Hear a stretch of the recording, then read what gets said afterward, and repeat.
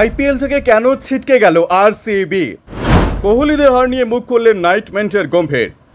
টানা 6 ম্যাচ জিতে আইপিএলের শেষ 4-এ উঠেছিল আরসিবি। অনেকেই ধরে নিয়েছিলেন এই ধারাবাহিকতা বজায় রাখবে তারা, কিন্তু প্লে অফের লড়াইয়ে রাজস্থানের কাছে হেরে ছিটকে যান বিরাট কোহলিরা। কোথায় ভুল হলো তাদের, সেই বিষয়ে মুখ খুললেন নাইটম্যানের গম্ভীর। এদিন টানা 6 ম্যাচ হেরে ফাফ ডু প্লেসিসের দল যদিও অসামান্য প্রত্যাবর্তন ঘটিয়ে প্লে অফে ওঠে তারা। গ্রুপ পর্বের শেষ ম্যাচে রুদ্ধশ্বাস লড়াইয়ে চেন্নাইকে উড়িয়ে দিয়েছিল যশ দয়ালরা। যদি প্লে অফে ফের হারের সম্মুখীন হয় আরসিবি, রাজস্থানের সঙ্গে একতরফা ম্যাচে 4 উইকেটে হারে তারা।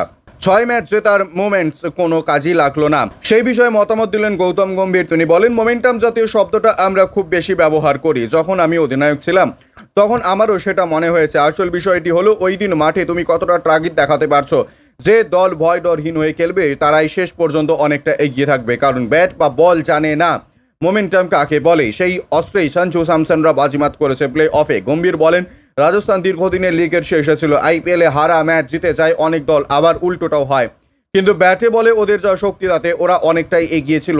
ইতিমধ্যে ফাইনালে উঠে গিয়েছে কেকেআর। ব্যাটে বলে দারুণ ছন্দে রয়েছেন শ্রেয়াসরা। সেটাই কি শেষ পর্যন্ত অস্ত্র হবে তাদের? উত্তর পাওয়ার জন্য নাইটদের অপেক্ষা করতে হবে 26শে মে পর্যন্ত। Bureau report, UG news.